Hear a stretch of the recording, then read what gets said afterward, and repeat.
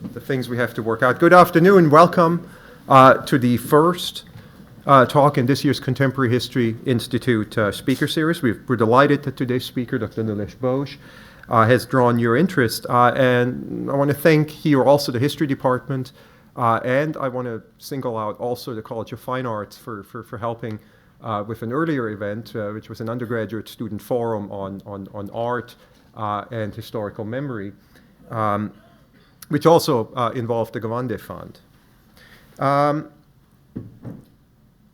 My name's Ingo Trauschweitzer. I'm the director of the Contemporary History Institute, and this being the first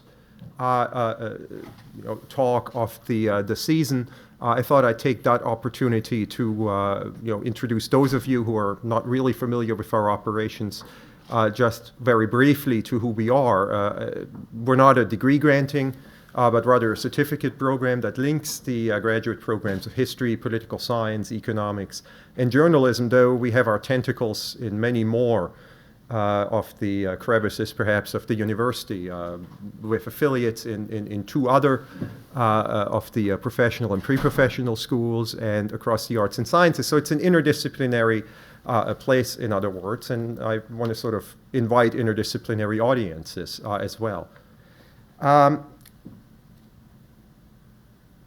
The questions we like to address or pose with these talks, might be historical in nature and sometimes go rather far back, but you might think about contemporary significance in one way or another, which doesn't have to mean recent, but in some ways it has to mean present. Today's talk in that regard is on questions of war and memory, which remains a sadly very present issue. I would also like to point out, while we're on novelties, that today's talk is streamed on the College of Arts and Science TV and then archived for posterity. So if your cell phone goes off, you don't just annoy the audience in the room, you annoy audiences across the globe for some time to come. So in other words, please put it on silent. Now, it is my great pleasure to introduce today's speaker, Dr. Neilesh Bose, who comes to us all the way from Pittsburgh. Well, really all the way from Victoria, Canada, but by way of Pittsburgh.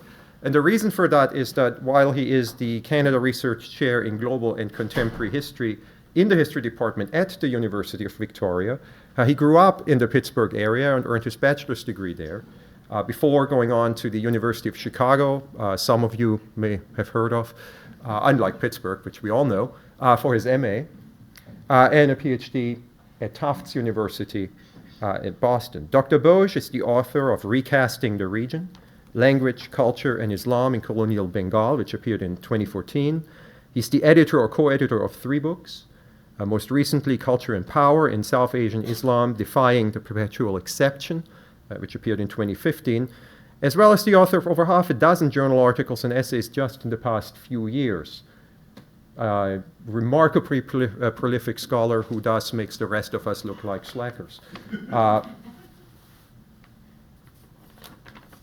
This afternoon, Dr. Bose will speak for about 50 minutes or so about India and South Asia in World War II, giving us a political and military overview and a discussion of historical memory and sort of popular memory in the process.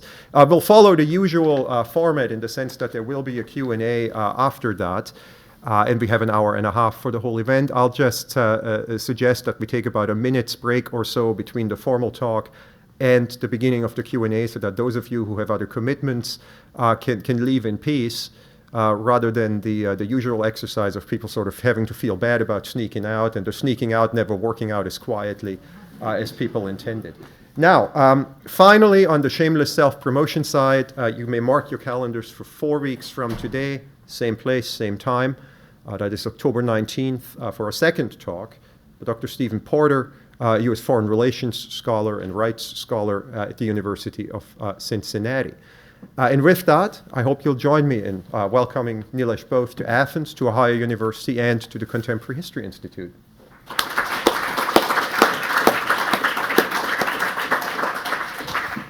Well, thank you very much for that very generous introduction, and I'd like to thank everybody who has made this possible, including Professor Trachweiser, as well as Connie Hunter, Professor Kathleen Jellison in history, and also Professor Amritjit Singh in English.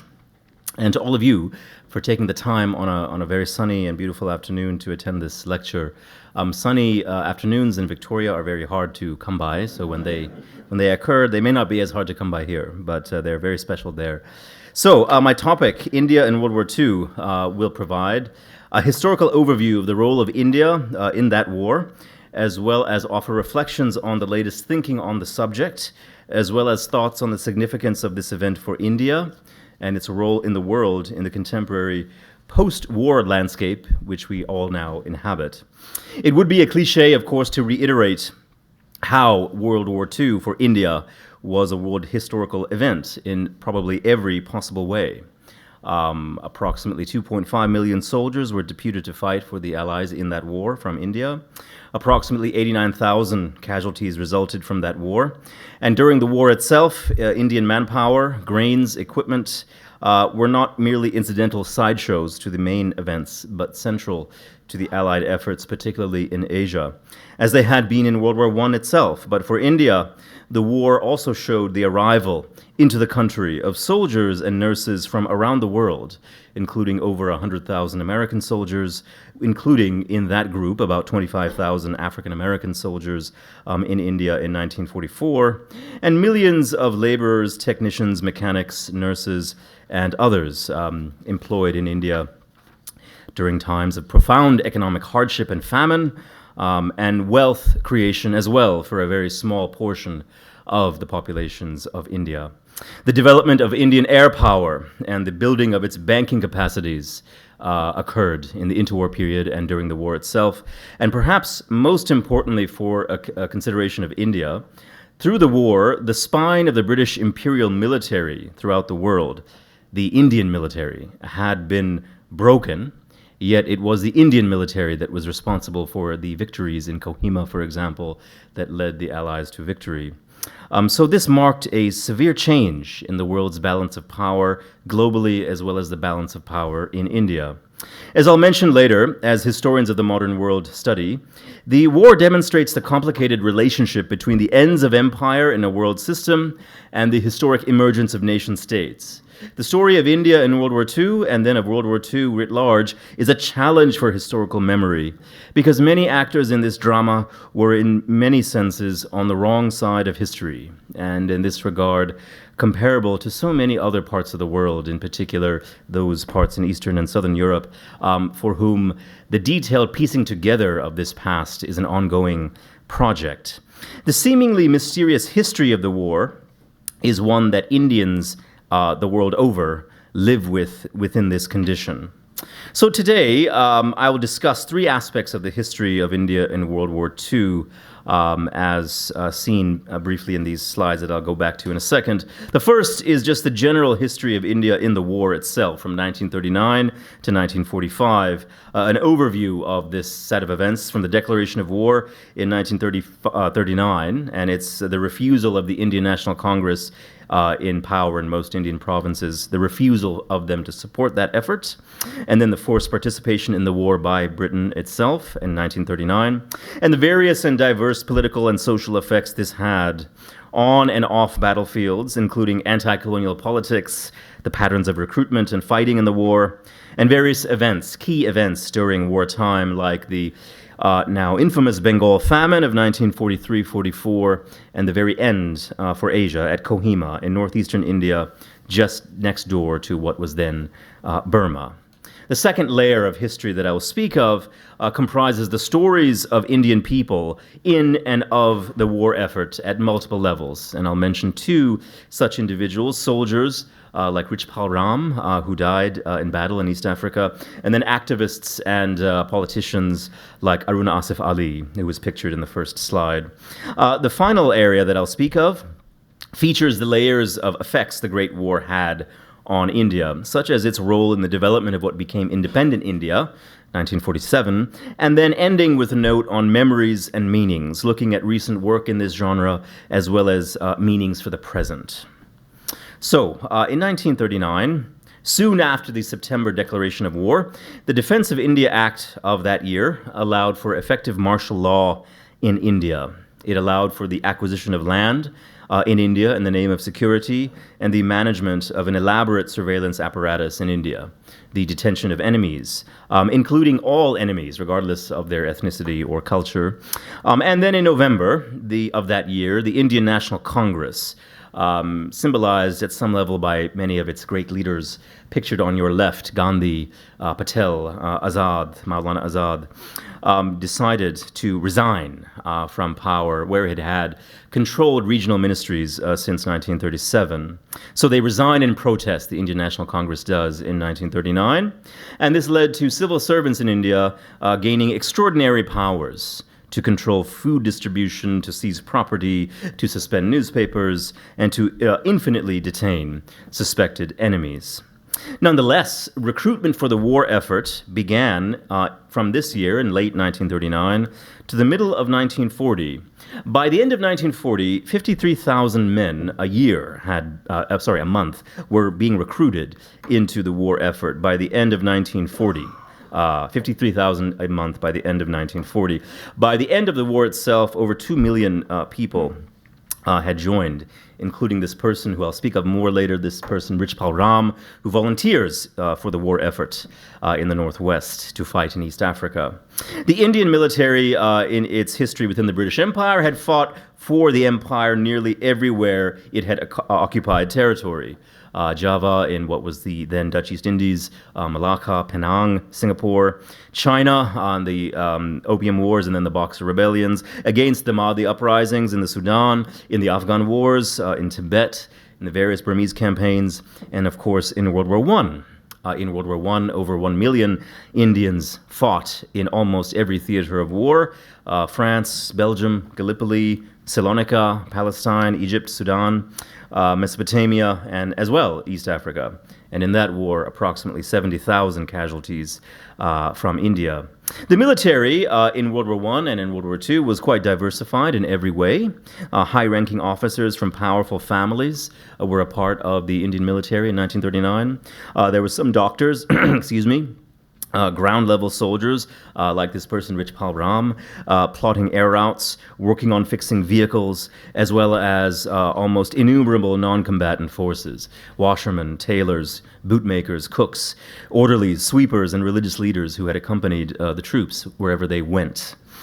In addition to expanding the army, the British Empire also needed money and materials.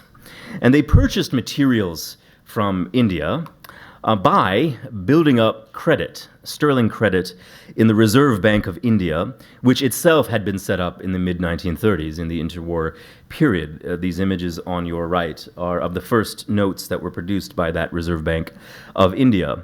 The entire process turned India, by the end of the war, into a creditor. The government of India, after the 1857 Mutiny rebellions, began in debt to the British state, in debt for all the costs incurred in suppressing the Mutiny rebellions of 1857-58. But by now, by the end of the war, 1945, the government of India held a credit of approximately 1.3 billion pounds. And this is how the British Empire rose material for this war effort. The empire also collected what was called a war fund, in what has later been called a, quote, pyramid of extraction, as princes and feudal elites throughout India made very large donations, but the empire went throughout villages and towns and extracted money from villagers, peasants, and workers, from 15 to 20 rupees per person to the thousands and tens of thousands by feudal elites, and as well as elites of various types. And civil servants had to report to their superiors during the war how much money they had collected, and by the end of 1941, 55 million rupees were collected just through the war fund acquisition, which was done this way, through going out into the interiors of India. Now, in the war itself, I will just take you through the Indian history of the war. There will be time to discuss aspects of the broader operational, military, and social history of the war in the questions, but I'll just take you through the Indian elements of the war itself. At the end of 1940 and in the early parts of 1941, after learning of the fall of Norway, Denmark, Holland, Belgium, and France, the British Empire sent Indian troops to Keren between Asmara and Orgadat to capture Italian-occupied North Africa. Between December 1940 and February 1941, Indian troops contributed to that war effort, defeated 10 Italian divisions, and one major regiment, the Rajputana Rifles, where Richpal Ram had signed up. After setbacks due to the difficult terrain, emerged victorious in early 1941. And in addition to Indian infantry, cooks, water carriers, messengers, and bearers were among the approximately 4,000 who had died there in East Africa, and their tombs and their cremation sites are seen throughout the expanse of northeastern Africa. And this effort even earned a letter of congratulations by Churchill in April of that year of 1941. In the North African campaigns, Tobruk as well as El Alamein, Indians played pivotal roles, and about 15,000 to 17,000 Indians were POWs in the Mediterranean, found in the Mediterranean at the conclusion of those campaigns. This was, as was the case in other parts of the world, a totalized war effort. As war raged in the early 1940s, India began to witness wealth generated and production rise in unprecedented ways, as well as factory employment rise in cities like Bombay, Calcutta, and Madras. Incidentally, the early company towns that were established by the East India Company in the 17th century also become centers of production for the war effort in the 1940s, 30s, and 40s. By the end of 1940, over 60 million pounds in government contracts were signed in order to produce garments, boots, paints, paper, as well as various other materials, and essential military equipment, including machine guns, rifles, bayonets, plating for vehicles, and everything and anything that could be produced for the war effort. The years of 1940 to 1943 also saw lots of timber felled from Burma, as well as parts of the northeast and central India, being cut into ammunition boxes and telegraph poles and used for various other purposes, even before the war in the borderlands began. And this is starting to happen before the Japanese occupation of Southeast Asia. Now, Indian turning points in the war do emerge in 1941, as they do for other parts of the world.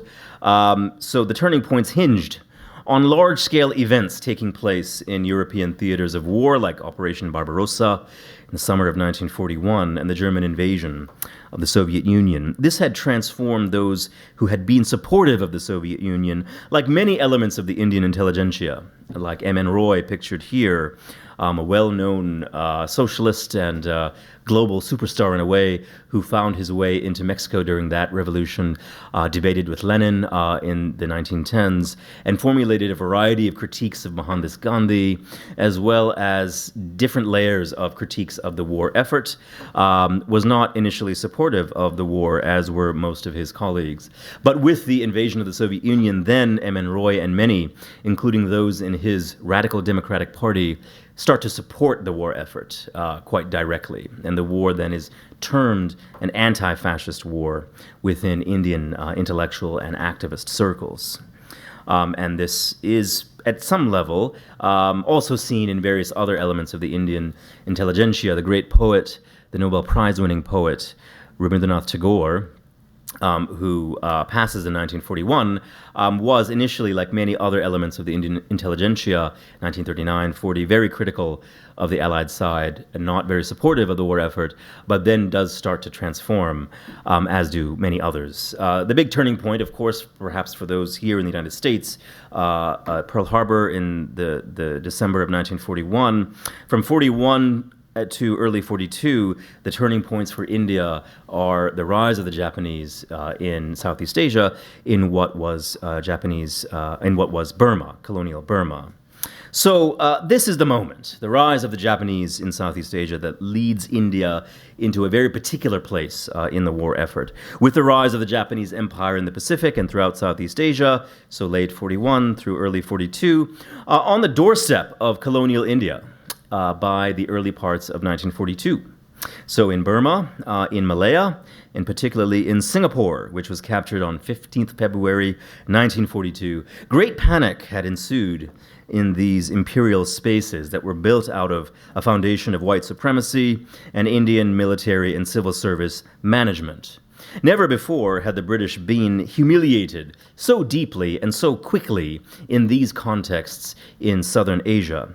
In British Burma, in Rangoon, with approximately half of the population Indian, including a great diversity of people, Tamil-speaking from South India, Tamil-speaking plantation laborers, Anglo-Indian railwaymen, Muslim entrepreneurs and traders, Bihari landlords, various types of people, the population was thrown into an immediate disarray, with approximately 600,000 civilians attempting migration out of colonial Burma into colonial India. And on the route, cholera and diseases of various types started to spread. And over 1 million Indians at that time, this is in 1942, resided in Burma, and nearly 400,000 were made refugees and attempted to cross into India by land. As the records of the time show, approximately 400,000 to 500,000 made it, and about 4,000 were evacuated by air. 50 to 100,000 were dead, recorded as dead or missing. In April, the Japanese Empire began to bomb parts of South India, ports that had been recently developed.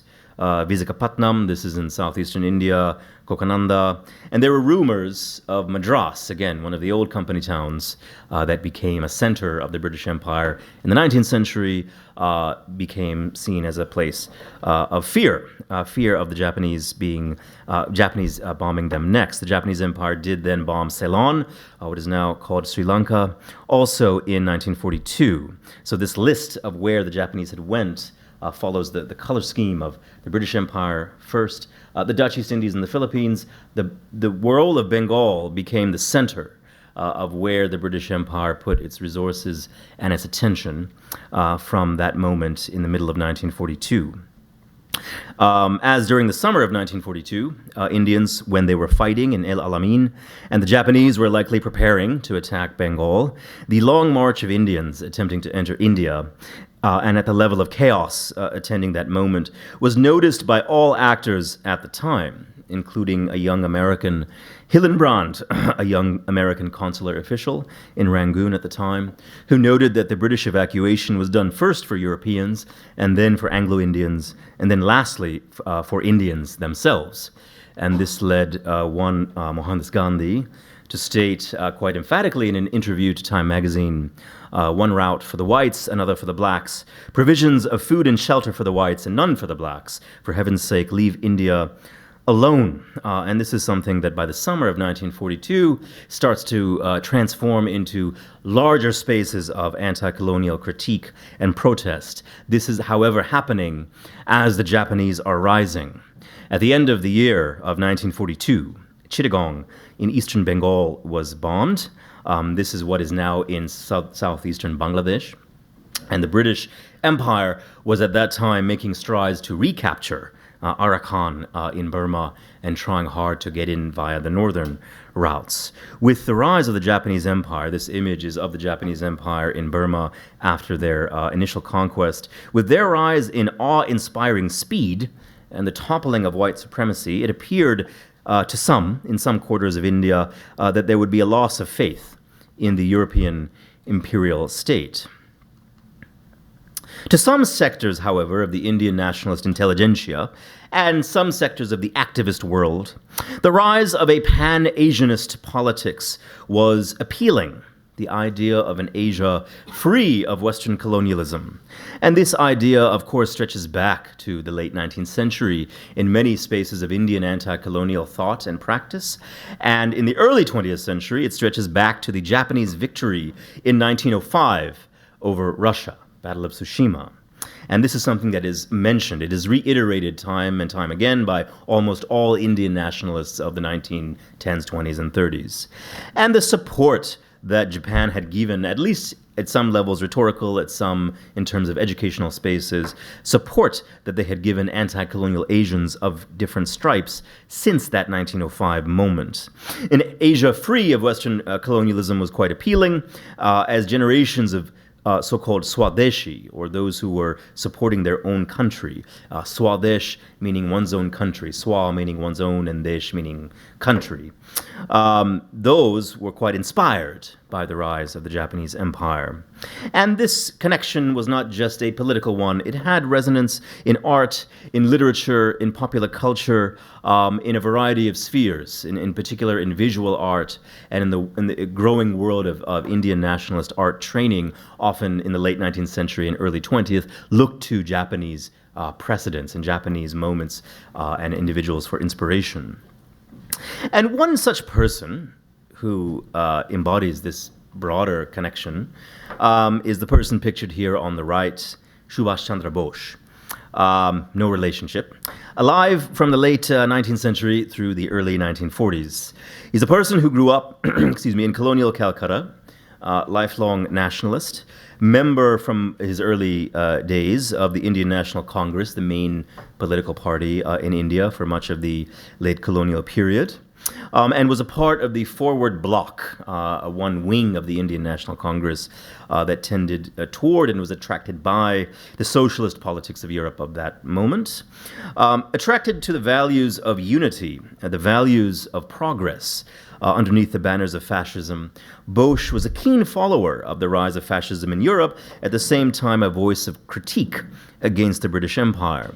His own milieu and upbringing in terms of nationalist politics was one of the most, in a sense, what the British Empire called extremist nationalists from Bengal, people who would train in secret societies in spaces of military culture, train in physical culture, learn about spaces of weapons gathering and bomb making. And this is something that Bose was very well aware of. In late 1940, after organizing mass protests in Calcutta, he was put under house arrest by the colonial state, but he escaped quite soon afterward, early 1941, out of his house on Elgin Street in Calcutta, which is now the site of a museum and a research library and research bureau, via Afghanistan and a vast network of colleagues in the Axis. And he appears in Berlin that year to work with the German forces to fight the British Empire, working with the enemies of his enemy, and starts an Indian Legion of Indian POWs captured by the Axis.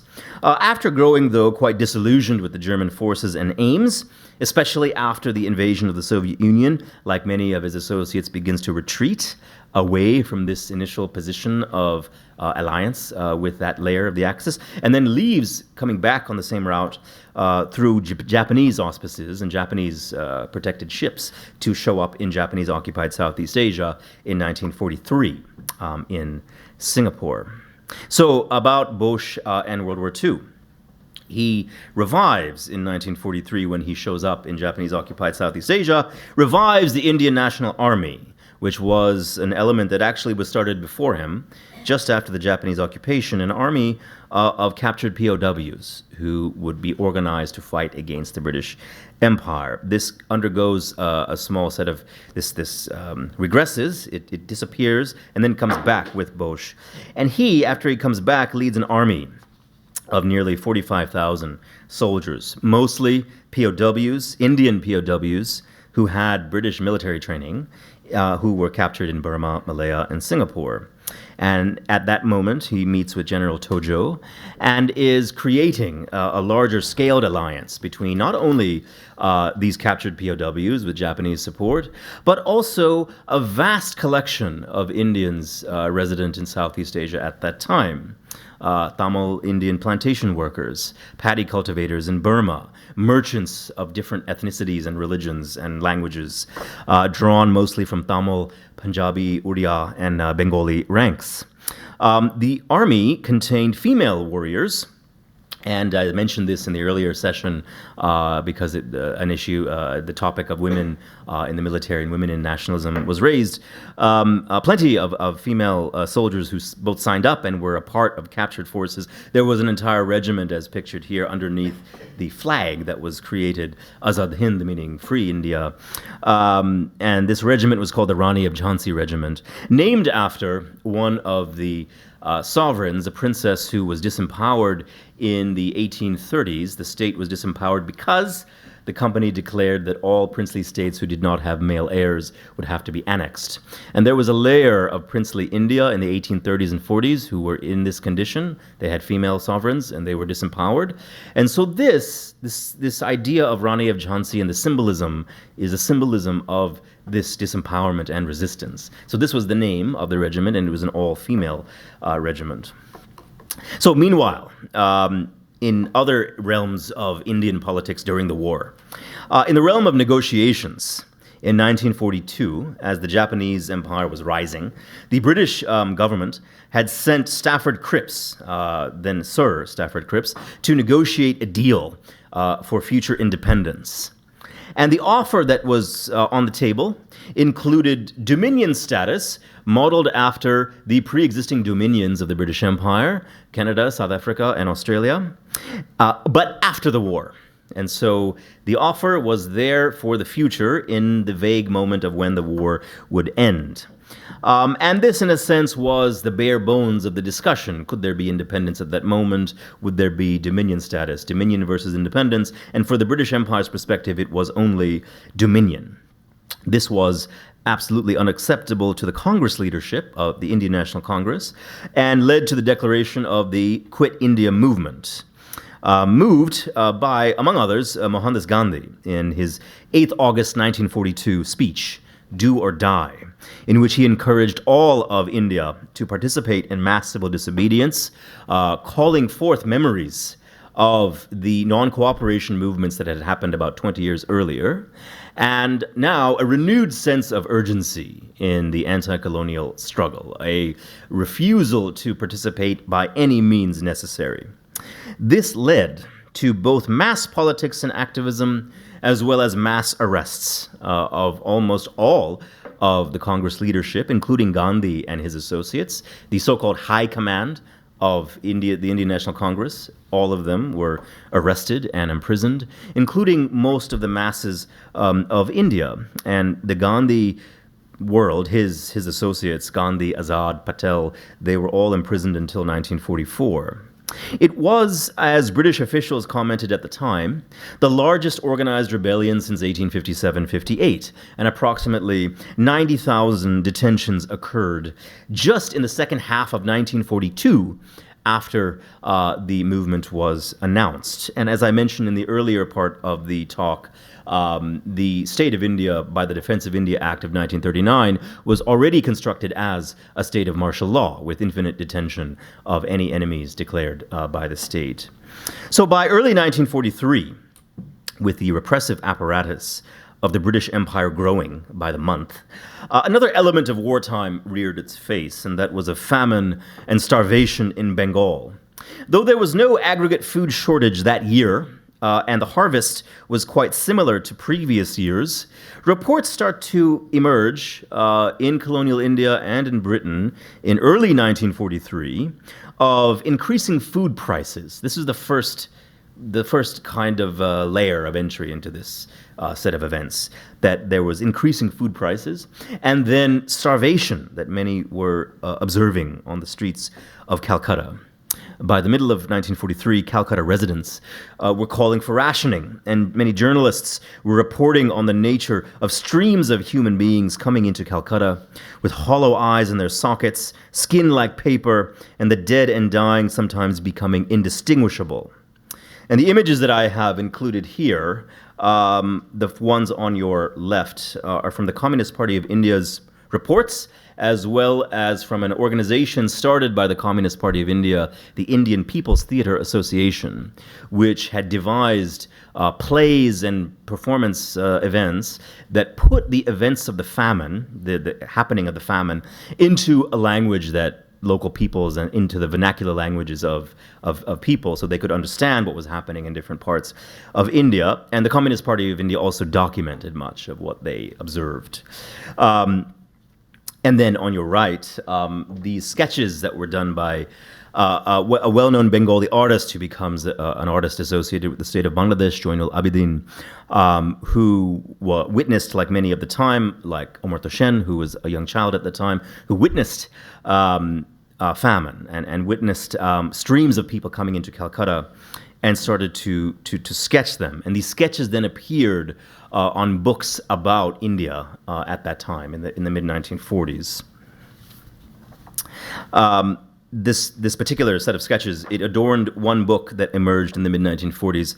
Ella Shen, a female nationalist activist whose book Darkening Days presented a picture of this famine. And at one level, both the Communist Party of India and in the local popular level, there was an inchoate sense that this is due to the British Empire. And this is something that was not, at the time, clearly sorted out.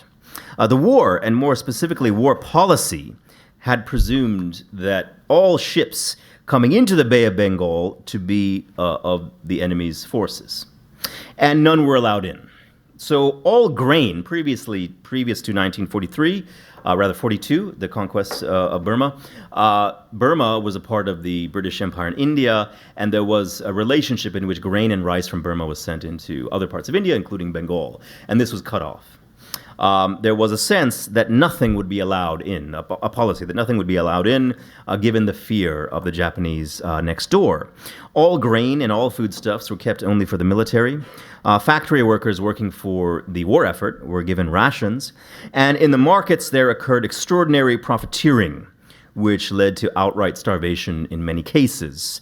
The British Empire, after 1858, and also the company, from the 1750s to the 1850s, had a famine code that they would institute at different times. And there were famines throughout the histories of the company and the empire.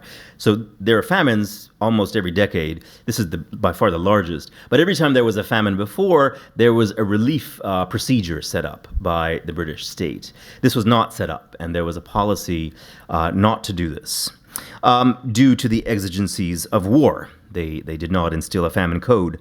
As the economist Omar Toshen has argued long ago, and as recent research has shown, there was not a food shortage, but rather a convergence of many social factors, including hoarding of food by private traders, and a lack of intervention taken by the colonial state at the time. Approximately 3 to 4 million, in rough numbers, we will never know the total numbers, died during the famine. And though debates about why the famine began and proceeded as it did will likely never be resolved, at the time, in 1943, 44, and 45, cities like Calcutta, which was the center of a strand of the Raj, which included wealthy Europeans, wealthy Anglo-Indians, a small sector of quite wealthy Indians, and then a very large mass of both middle class and working peoples, was a world in which these small sectors of the wealthy parts of Calcutta, who would dine in places like Park Street, the center of what was the so-called White Town, enjoyed the best entertainment the world had to offer, while literally millions of people died of starvation around them. And as a recent historian of this topic has commented, civilization stood before a funhouse mirror outside of the restaurants of Park Street in Calcutta in early 1944. This historian, Raghu Karnad, is writing a personal memoir, something I'll speak of later at the end of this talk. In the spring of 1944, as the Japanese Empire was advancing in the northeast along the Imphal-Dimapur road, and so those areas that are marked off here, this is in British India, and this is in the northeast. So the Japanese Empire, which had conquered Burma, is trying to get in that route. As they had done this, they had managed in the early part of 1944 to cut off supplies into Imphal. And so this is becoming news to those in colonial India in February, March of 1944, that it is quite possible, imminent, that the Japanese Empire would enter through the areas in the northeast and then come down into Bengal, conquer Bengal, and then they could conquer India. They circled the Japanese Empire, Imphal, with 12,000 horses. This is in February of 44. Thousands of oxen, approximately 1,000 elephants. And they had, the Japanese Empire did, the Indian National Army that I'd mentioned earlier on their side. This was a time when the Japanese Empire was working within a broad landscape of racialization in terms of how they themselves were perceived by Europeans, but also what they did for the propaganda that they had spread out to the Indian forces. So the Japanese forces, with the aid of the Indian National Army, had created propaganda in Hindi, in Devanagari script, discussing why and how the British Empire was a force for white supremacy, and why and how Indians should abscond from the British Empire and should defect. And this kind of literature was circulating in early 1944. Also, what were called JIFs, GIFs, these Japanese Indian Fifth Columnists. This was an element of this part of the war effort that the British Empire wrote about, was concerned about, the Indian National Army was concerned about, and the Japanese Empire as well was concerned about. Through intense hand-to-hand combat in early 1944 at the tennis court of the governor of Assam's estate, governor of Nagaland's estate, one culminating battle occurs in the spring of 44, this is in March and April, between the British Indian forces, and they are reinforced by British troops from various parts of the empire, and the Indian National Army and the Japanese. And this ended with the coming of the monsoon rains in the spring, with the victory of the British Indian forces. The British Indian forces were also aided by the King's African Rifles, the Gold Coast troops from West Africa, and they emerged victorious in June of that year. The Japanese in that year lost 53,000 in the battles in both Imphal, which begin early in that year, and Kohima, the last battle in 1944 on the tennis court, in which the British Indian forces emerged victorious. The British sustained 12,500 casualties at Imphal and then 4,000 at Kohima. For many writing about this later, this evoked memories of the Somme, the smell of the dead, and then in the summer, as the monsoons emerged, pushing back the Japanese, on 22nd June, for many, this was it. This was the end of the rise of the Japanese at this part of the world. And as Raghu Karnad, memoirist in a way of the war, mentions, this was a baptism in the smoking kiln of Kohima, the hardening of a new army of Indians. And what this meant is that those who had fought on the winning side were able to show not only their prowess, but they were able to show that they could withstand the Japanese propaganda. And this is something that the British Empire from that moment onwards, through the end of the war, commented on and commended.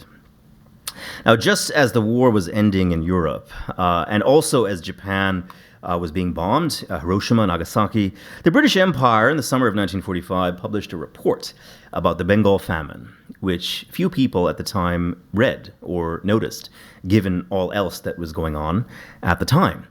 Close by, in Southeast Asia, Indonesian nationalists witnessed the Japanese Empire enter and defeat the Dutch Empire in 1942 and occupy for 3 years.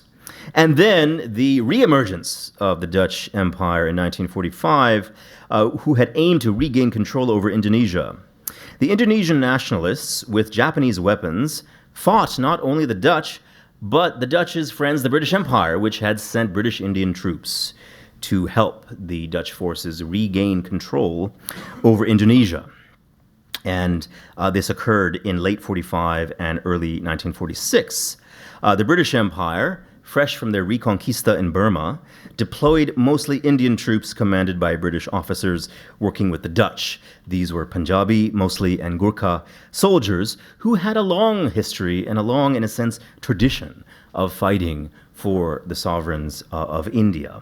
And they were continuing to fight to uphold empire, as were those Indians sent to fight against so-called communist insurgents in newly reoccupied British Malaya. And this is also happening in the same general time space, late 1940s, early 1950s. In the conflicts in the Dutch East Indies, Indonesia, approximately 15,000 Indonesians died, and approximately 600 Indians died. And some of those who had died in the fighting in Indonesia, this image is of the British Empire re-entering after the decline of the Japanese.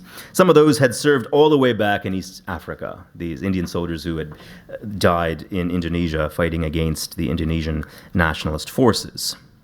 So, in a way, this layer of the history of India in World War II provides some complications to usual periodizations of war.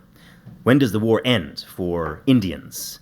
It does not exactly end in the same way or in the same time as it ended for those fighting in European theaters of war. Meanwhile, trials on Indian National Army officers. After the war is over, the Indian National Army is tried in courts in British India.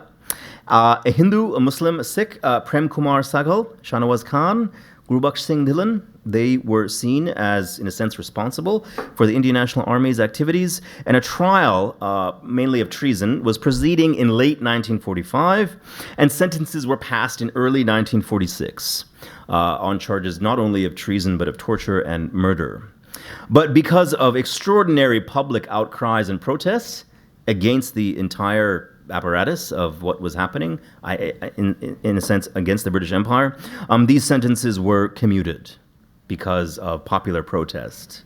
And perhaps the last element of this history that entangles empire and nation is the Royal Navy mutinies, which occurred in Bombay in early 1946 against both general working conditions as well as specific elements of exploitation within the naval contexts. And this, in early 1946, starts to transform into a full-scale transition into a different political world, and that of decolonization, which is a world unto itself. So I would like to now turn to Indians in and of the war. And of course, there are hundreds and thousands of Indians in and of the war, but these two that I will speak of speak to ranges of the spectrums of experiences that Indians had underwent during this effort.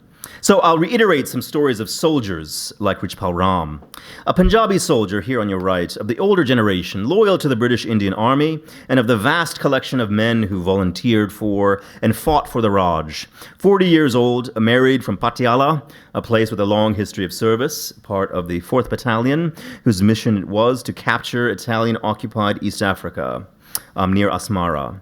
And in the advance of the platoon of his company, he led, according to the records, with, quote, grim determination, complete disregard for his own safety. And he died on the mountainside in East Africa in the battle to capture Keren, which the Rajputana Rifles eventually won, in which thousands had died, as I mentioned, Muslim, Sikh, Hindu. And their graves and their cremation sites are found throughout the Sudan and Eritrea today. Posthumously given the Victoria Cross, as were many others, like Premendra Singh Bhagat. The wife of Richpal Ram, Musma Janki, was presented with the Victoria Cross in November of 1941 in a ceremony in Urdu and English. And her in-laws themselves had enjoyed long service from World War I onward and in other theaters of war too. And the pension that the empire offered allowed her and her family to live during the tumultuous years of war.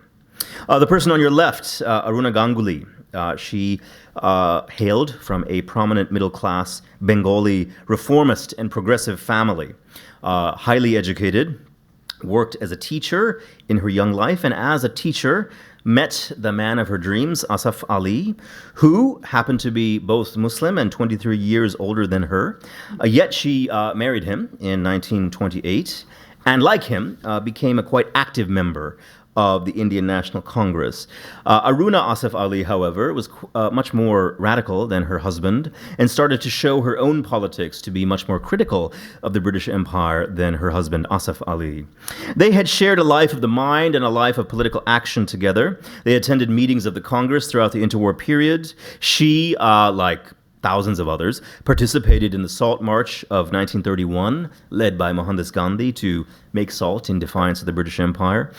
She was jailed after that event, like many others, and she was in and out of jail as an activist throughout the 1930s, and in one of her stints in jail, she had organized a hunger strike in the late 1930s, right before the war was called. She was close to the Congress leadership, when the historic Quit India resolution was called on 8th August 1942. And on the next day, the government arrested en masse the Congress leadership, which included Gandhi, Nehru, Azad, Patel, and her husband, Asif Ali, who was with the high command for the almost entirety of the war. She was left out. She continued her politics and her activism throughout wartime. In the Quit India movement, she went underground to evade arrest. A warrant was out for her arrest for most of the war, but she was never caught.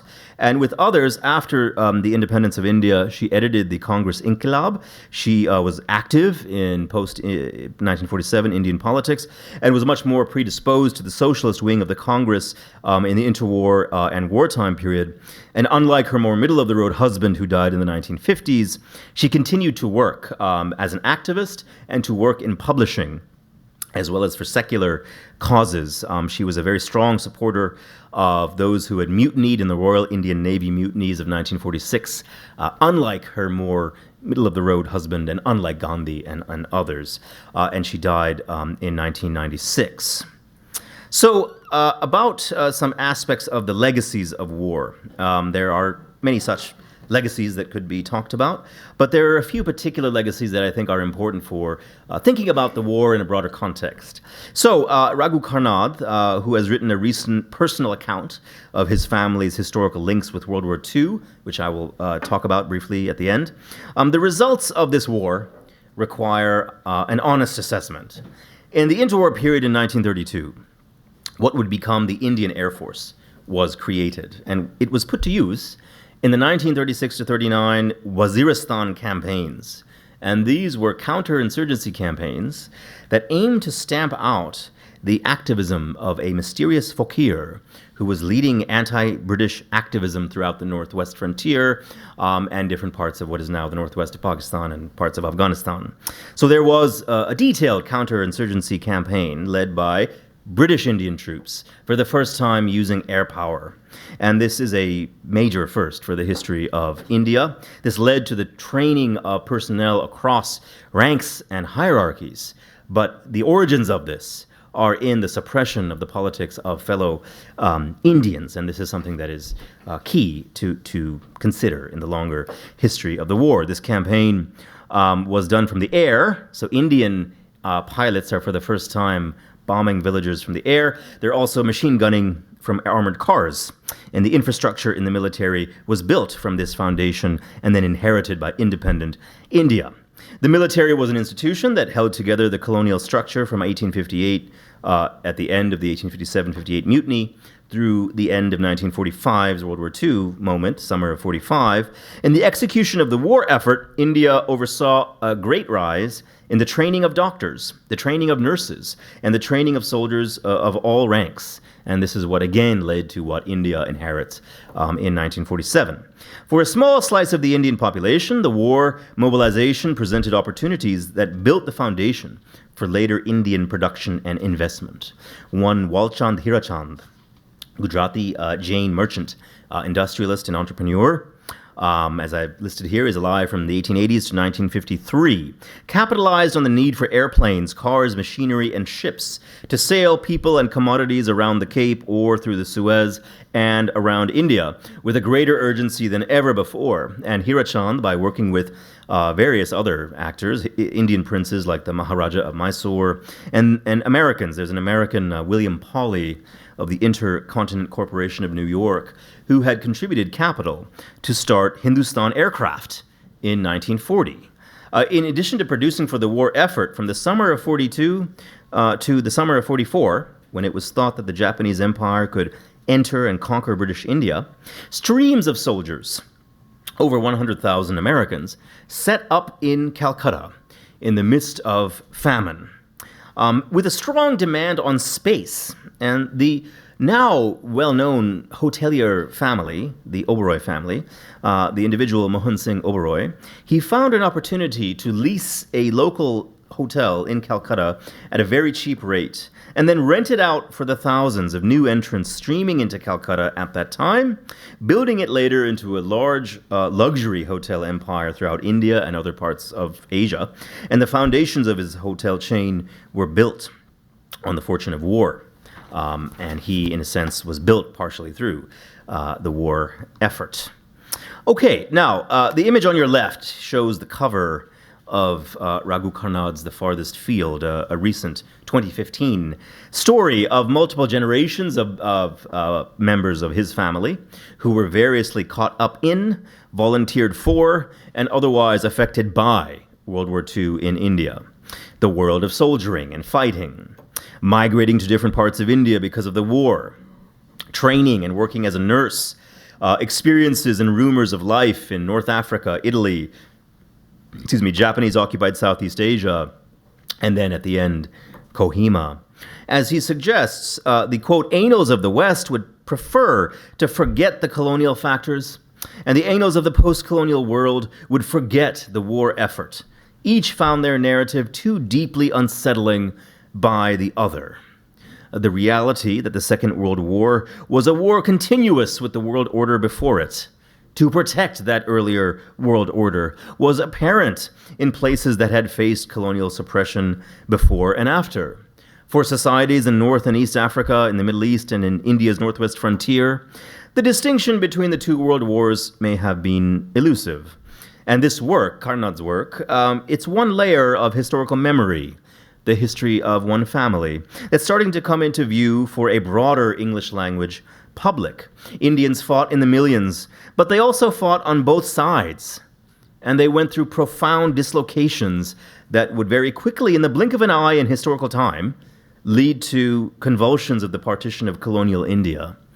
A complicated event that requires its own separate discussion, but has a difficult time finding itself in the popular histories of the world, and the popular histories of India and South Asia, popular histories of World War II. When we think of the popular histories of India and South Asia, frequently the tendency in the English language public is to look to the generation of, quote, Midnight's Children, to take the name of Salman Rushdie's magnificent novel. The spirit was aimed around a new world, a future, a new development, a forgetting of all of this past. As Yasmin Khan, the author of India at War, whose cover is pictured here, another 2015 book. As she notes in her magisterial work of history of the war, she mentions how when one British author asked an Indian National Congress minister about the Indian experience of war in the late 1940s, the response to that British author was, quote, "It was not our war, and we don't need to remember it." This is technically true, but for historians and for those of us who care about the expanse of the human impact of this conflict, it impacted India in nearly every way possible. For historians like Yasmin Khan, Srinath Raghavan, whose title of whose book is also pictured on the right, India's War, comparably magisterial work about the facts of the Indian National Army, the Bengal Famine, economic dislocations of the war, military and operational histories of Kohima, of which there's much documentation. These histories are available. For the broader world at large, the role of India in World War II is one that will likely inspire more and more interest, given how much the world knows about the European and North American experiences of the war. At the end of the war in 1945, it is likely that nobody would have predicted the partition of colonial India or the creation of a state to be called Pakistan, the word itself being invented in the 1930s. And then half of that state to be broken off into a Bangladesh 24 years later. This was all quite unpredictable. It was, in 1945, a world anew, but it was a world in which all of the reference points were clearly imperial. As the decades of the post-colonial world of South Asia bleed into the present, it has been quite difficult to fit the sacrifices, the histories, and the politics of people like Aruna Asaf Ali, of people like Richpal Ram, into a coherent history of a nation, given where they stood politically. But as more and more memoirs and more histories emerge, and with the rise of imperial nostalgia, with the rise of the Brexit movement, with the rise of aggressive Indian nationalism, we may find that the Indian experiences of this world historical event will continue to foster new understandings of that old relationship between empire and nation, relationships that we sometimes may take for granted. As we delve deeper into the histories of India in World War II, I think we will find that that old relationship may not be so easy to predict for the future. That's it. Thank you.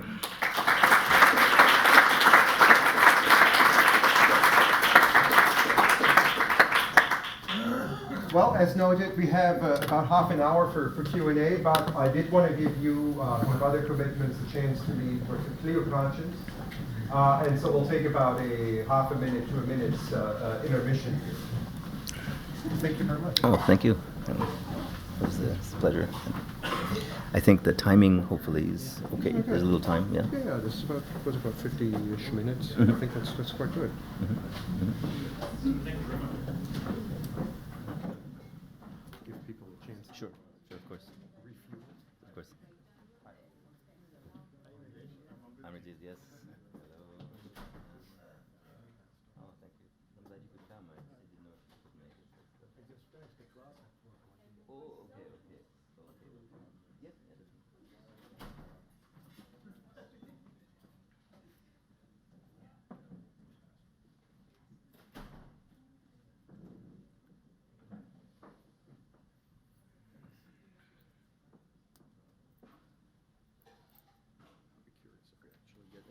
Facebook. I don't know. I doubt it, but Me too. no, maybe. Well, we have a pretty active alumni. Is it? Okay, But, yeah. it's also new, so.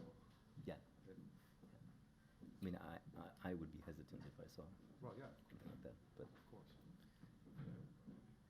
All right, we'll proceed with the questions and answers.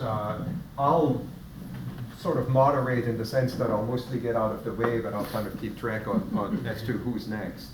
So the floor is open for questions.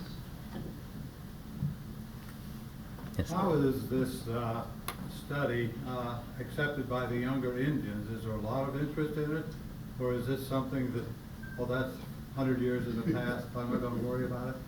I think there's more of the latter, but as there's a little more piqued interest with works like Carnot's and a few others, it's not something that most people learn about in school, at least at this level of detail and the level of impact and legacy. It's not a part of a public conversation.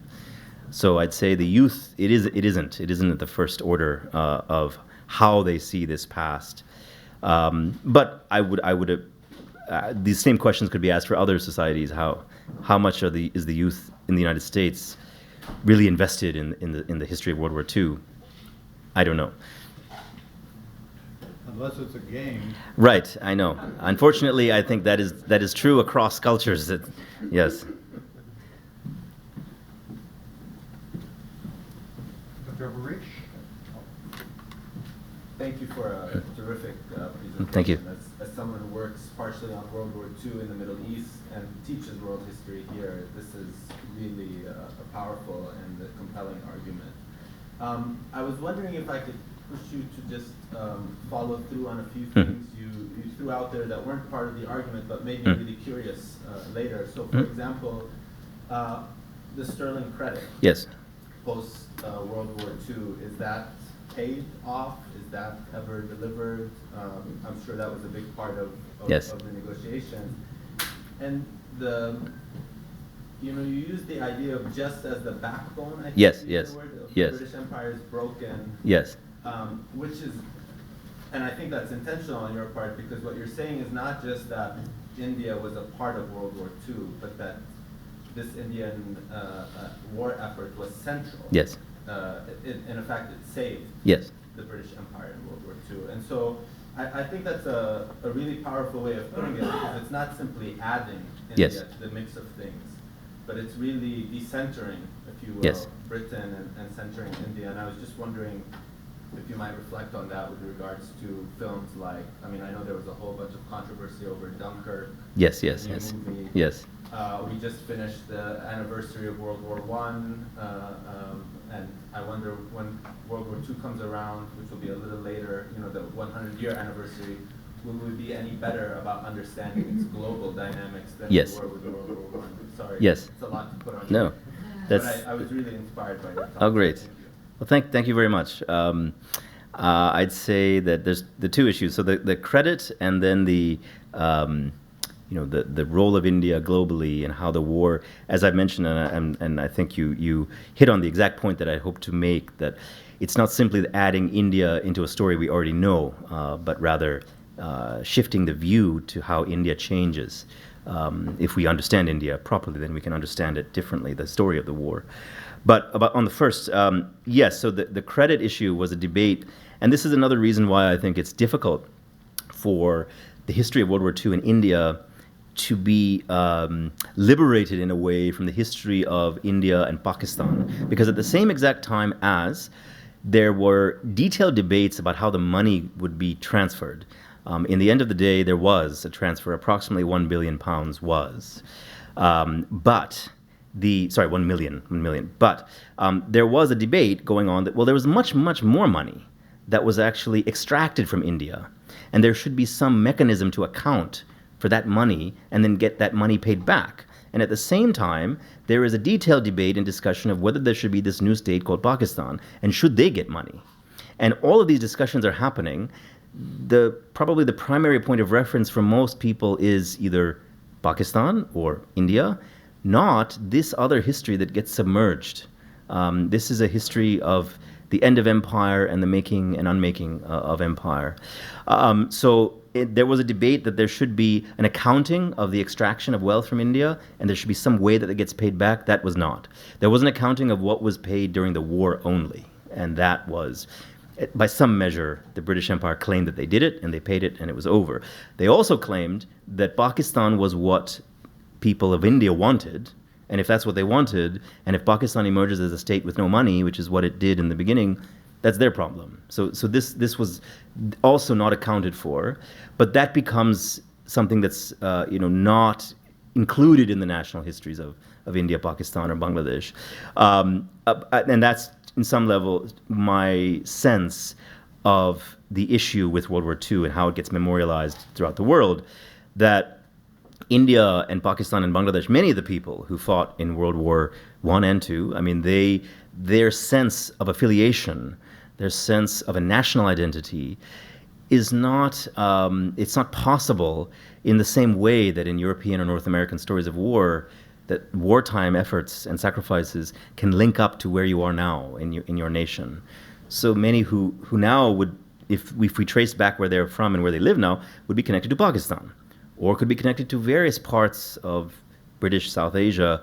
So for whom taking this memory and trying to make it a packaged memory that can fit into the narratives of Dunkirk and others is very difficult. And I think that's one of the reasons why it's difficult to do. Secondly, I mean, in Britain, at least, I think for World War I, there's a lot of public engagement around this issue. And so the Imperial War Museum, if you may have encountered that they have done both an entire exhibition as well as change parts of their permanent collection to show explicitly the colonial, as they call it, colonial elements of the war effort. So anybody who engages with the Imperial War Museum would know exactly who fought for the war and where they came from. And this would not have been the case in earlier generations. So that, I think, has not happened for World War II, and perhaps as more generations go, we may see some equivalent of that kind of public engagement. Mm-hmm. James Cole? Yeah, I was wondering, have you looked at how the war is remembered in Pakistan? I mean, Mm-hmm. after the war and the split, into India and Pakistan, Mm-hmm. you have the development of different nationalism and both. Is that part of the reason why there's this inability to remember the war and try to link it up to the present? Yes, in the sense that I think, in a very simple sense, yes. The more detailed answer would be that Pakistan, it's a complicated set of histories and a complicated set of memories. So there is a role of mostly Punjabi, but of various ethnicities and cultures, of people who were recruited for the war effort, and in some cases who have traditions of military traditions or traditions of fighting for sovereigns, and in many cases from what is now Pakistan. Pakistan, in some cases, some slices of memories of Pakistan, see Pakistan as a challenge to India, and India, to some degree, owns this history. That, India was the name used for what was happening. The term Pakistan was never used to describe any of the people or any of the politics or any of the struggles. So Pakistan is something invented anew. It's a part of the new world, and doesn't have a claim to any of this. And so I think it's too complicated for Pakistan to make this kind of intervention, and it also has a claim on other kinds of histories. This is not seen as its central history. But I wouldn't say it's an open shut case. It's a contested world. There are many in Pakistan who do want to claim this, but not on the level of their nation state, but just that they're Indian, individual families and their places, as opposed to Pakistan, writ large. Whereas India does have this ability to say, yes, India did this, or this happened in India. Mr. Singh, Mike? Well, thank you, Neilesh, for a very thought-provoking talk. I mean, a couple of things. Again, I'm not engaging with your argument. Mm-hmm. It's a pretty open-ended argument in terms of what these new books like come out. Another one might do, and what else there is. So, first a comment on what we've discussed quickly. The India's role saved the British Empire, but not for long. Mm-hmm. It's, Right. Yeah. And also that Dutch Empire Yes. reclaimed, but the Indonesian nationalists were able to push them out. Yes. Because they had learned from the Japanese Yes. empire how to fight back, and a kind of a new sense of power against forces of white supremacy Yes. had set in, both in India long before that, but certainly in Indonesia around World War II. I was thinking of, in terms of the Sterling settlement, I was thinking of these such frequency of things like Shashi Tharoor's Yes. debate Yes. Yes. at Oxford, where he talks about reparations and he says £1 Right. a year would be for uncountless number of years would do. It's symbolic. Mm-hmm. India doesn't need reparations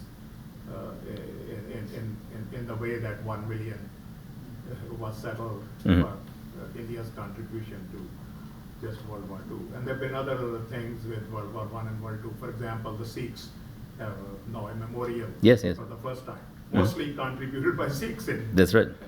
in UK. But I was wondering if you can clarify for me, just the two things that have always they keep coming up. Was Subhash Chandra Bose really a fascist? Or because if you are going from the British Empire, the Japanese Empire, or you visiting the Nazis in Germany, you're kind of going from the frying pan into the fire. And did he seem to know that what he's doing is some kind of a strategic essentialism kind of Yes. maneuver, or Yes. was it more than that? I've never been able to make up my mind about that. That's one. Number two, the role of Churchill that Yes. comes up in Yes. what happened in the Bengal Famine, Yes. which has been coming up. It almost seems like rapacious and deliberate and directed, what he did in terms of causing these 4 million deaths. Yes. When they could have been, most of them could have been easily avoided by using provisions that already Yes. had been in place.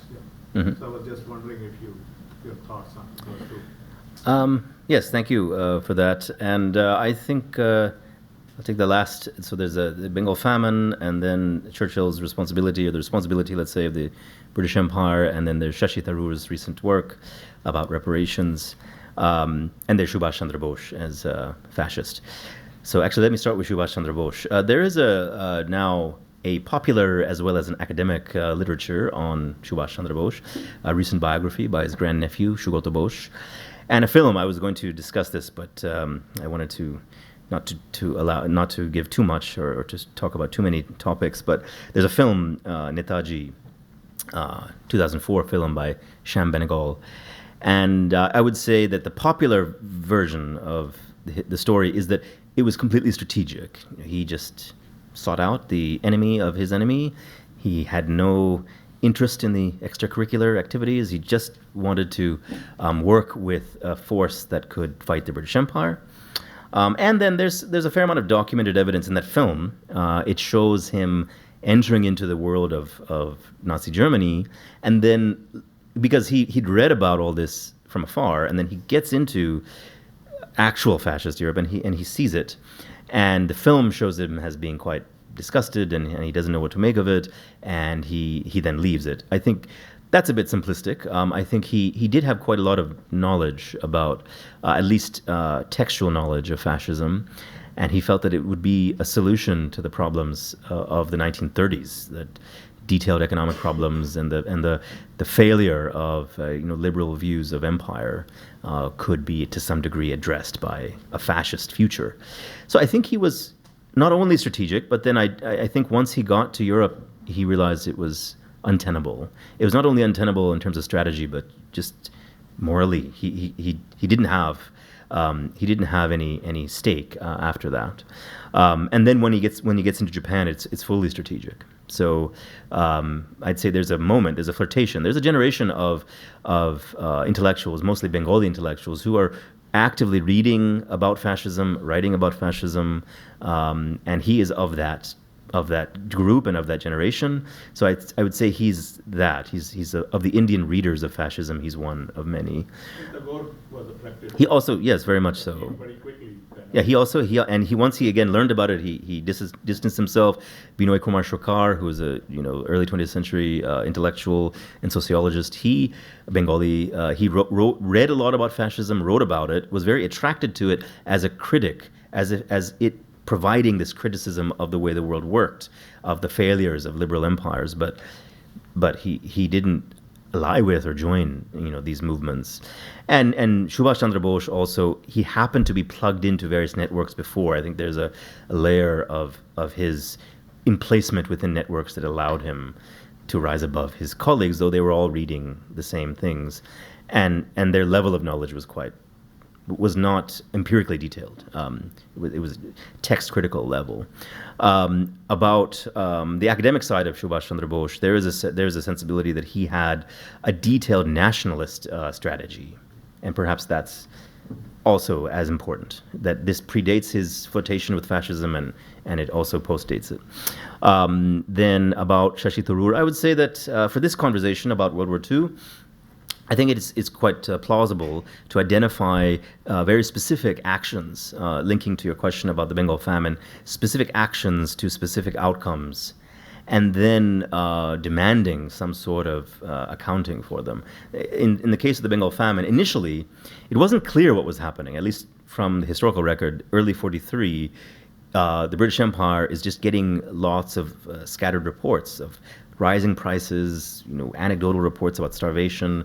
They didn't have any policy in place. But once they get from their governor, this is Governor Casey, Australian, he gives these reports saying that there is going to be a widespread famine if something doesn't happen. And throughout the period, we do know that Churchill continually refused to send anything. He also ordered the fact that ships from Australia and other places could have come if they needed it. They could have had grain from other parts of India, but the answer was no in every case. And he has been on record saying that the infamous comment that if this many people had been dying, why hasn't Gandhi died yet? And this, was verifiable. He did say this. But I would say it's more the systemic policy, as opposed to him as an individual. The British Empire was responsible for these series of events, not instilling the famine code, not allowing any ships of grain to come in, and not, another thing that is mentioned in the scholarship that we have a lot of analysis of, not regulating or addressing the profiteering. So this was also happening in the front of the eyes of civil servants in Bengal. And they did nothing to stop this. And so it's clear that there were certain interests at play that the government and the merchant interests worked together with. And this is another thing that the empire did nothing about. So all of these things, I would say, can be plausibly identified, as opposed to a blanket statement about reparations. And I think, was there another point that you had mentioned? No, I think. Okay. Yeah, I mean, Okay. I was also thinking, how close we are to Bendung after all. That's right. I mean, that's another thing that sometimes is left out. I mean, I think what is sometimes left out is the connections between different parts of Asia that have a political life, a sociocultural life, a political purchase, and the evacuation, the moment in which Indians are routed out of Burma. This speaks to a great kind of dislocation, a dislocation of the British Empire, and then a realization of a broader Asian sensibility. And Bandung later, I think, is one of the iterations of that sensibility. World War II is a moment when we can see and learn about a lot of these places of contact and dislocation up front. So, in Burma and in Malaya and in Singapore, the spaces between Indian laborers. There are a lot of plantation laborers in Malaya who volunteered for the Indian National Army. These spaces, and there some of them whose whole lives were in Southeast Asia, and then some of whom who had lived trans-regional lives. This is something that, again, Bandung later, I think, represents. And so World War II is very important for us to have a sense of that history. So I have about 10 minutes, but I also have 5 more folks on the list. So, first, if no one else gets on the list at this point, and as to whether we'll get to all 5, we'll see, but we'll work our way around the room, starting with You had talked briefly about radical leftists in India and their Yes. conceptualization of World War II as an anti-fascist struggle. Yes. That was a term that I had originally heard of in connection to East Germany and the communist bloc, Yes. especially after World War II. I was interested in how Indians conceived of the anti-fascist struggle and what was the legacy of that after 1945. It's a great question. I think the conception of it followed both from particular institutional lines. M.N. Roy created his own political parties, so he is a socialist who he debated with Lenin in the 1910s. Lenin, who incidentally was quite supportive of the politics of Gandhi as somebody who would appeal to the politics of religion, sentiment, and culture. And Lenin, in the debates between Lenin and Roy, claimed that this is necessary for India. Roy disagreed and was quite wary of and critical of Gandhi, felt him to be a huckster showman type person, and felt that there should be a clear program forward. I'd say this position represents a good sector of that those who saw the war as an anti-fascist war. When the war broke out, 1939-40, before the German invasion of the Soviet Union, even the members of the Indian National Congress, who could be seen in the terms of the time as liberals, they did not have a critique of the war. They just felt that for them, they were not in a position to support it. But there was a sense by the left that this war was only serving imperialist interests. And so it has no actual theoretical grounding or conceptual grounding for them. This changes when the Soviet Union is invaded, and then there is, in a sense, a party line. So there's the Communist Party of India then, as a party, supports the war, and they mobilize on its behalf. As I mentioned with the famine, they have a theater wing, they have a culture wing, and they go around and document everything that's happening. And in every case, they are framing this as an anti-fascist struggle. After the war's over, this group, I would say, is the real legacy of it. It's called the Indian People's Theater Association. So it's begun just as the famine is underway. It's 42, 43. And it's a group of artists, writers, theater workers, and others. And they are sympathetic to this position. Most of them are Communist Party of India members. And then after the war, they continue. And one side of that group is sympathetic to China and is, in a sense, ideologically allied with China. Another is with Russia. But that is where those energies go, the anti-fascist energies. I thought there was someone else over here. But if not, we'll go to Paris. I was just going to ask the mutiny that happened in the Indian Navy. Yes. What did it do for Indian independence, and also what was the opinion of the people, both inside India and Britain, of the mutiny? Yes, it's a great issue. Divided. So what did it do? So a sector of the Indian nationalist movement, a sector of the Indian left intelligentsia, very supportive of it, and they used it symbolically. And this was something that was written about, that the military as a space was this was the last step of the military to be broken, the Navy. And so this is what many made of that mutiny. It was suppressed fairly quickly by the British Empire, but at the same time, the British Empire was dealing with the Indian National Army trials. And so by the summer of 1946, so Indian National Army trials are happening late 45, early 46. They prosecute these people. There's a sentence, but there's extraordinary protest. So the British Empire is dealing with that. They're also dealing with this mutiny, which they do suppress, but then it is used as a case of inspiration and symbolic power. And then from that summer 46 onward, the left intelligentsia is mentioning this everywhere they go, from summer 46 onward. It is mentioned also in terms of academic history and the broader timeline of India in World War II as the last moment before politics in India were fully encapsulated by movement for Pakistan, Indian nationalist movements for independence. From the summer of 46, that mutiny, which is in the spring, is the last element of organized intra-imperial conflict. And then the Indian political scene is based fully on movements for independence. Steve? Thank you for a very interesting presentation. I worked Thank you. on the Second World War, and I agree with you, India is ignored. It was Mm. hugely important in terms of manpower, in Mhm. terms of economic power, and strategically it was Mm. at the heart of an awful lot of things. You started your comment, though, with an interesting line about people being on the wrong side of history. Mm. And as I listened to your presentation, I began to wonder what the right side of history Mm. was, because every one of the strands that you wove in your tapestry here had interesting but flawed elements. Mm. The vast number of Indians seem to have fought to retain the Raj. Mm. A small number fought on the side of the Japanese in favor of sort of Japanese imperialism that was itself quite racist Mm. and very rapacious. Mhm. The war was seen as progressive only once the Soviet Union came in, and yet Stalin, Yes. in April, as late as April of 41, spoke with the Japanese foreign minister about dividing India between Russian and Japanese Mhm. spheres along the Indus River. Mhm. People have a hard time remembering people who fought in this war because, as you say, nobody knows what to make of Yes. what they fight for. In a sense, the war is embarrassment.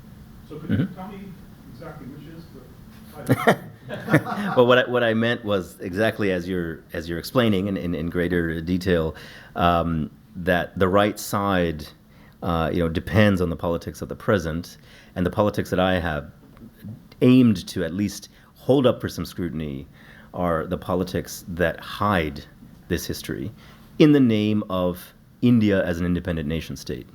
So this time, as I briefly mentioned, this is a time when Indian nationalist leaders like Gandhi, Nehru, Azad, this is at some level their height. They are arrested and quit India right after it's announced from 42 to 44.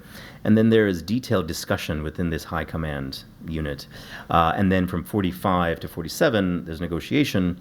The so-called right side is the side of people who were supportive of Indian independence. And so the 2.5 million Indian soldiers who fought for the war effort are not on that side. So this is something that is very, very difficult to put together, although today the so-called right or the wrong side is not as clear because more and more analysis of this war is becoming more and more available. So the lives of Richpal Ram, for example, somebody like him, in that little anecdote that I shared at the end of the Indian National Congress minister, would have been fully either dismissed or critiqued.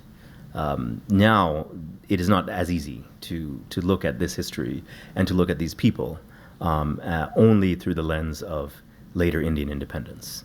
but rather the politics, as I think you were implying and as I mentioned, really are about preserving the British Empire, which was really made possible by all of these different kinds of Indian peoples who had made it happen.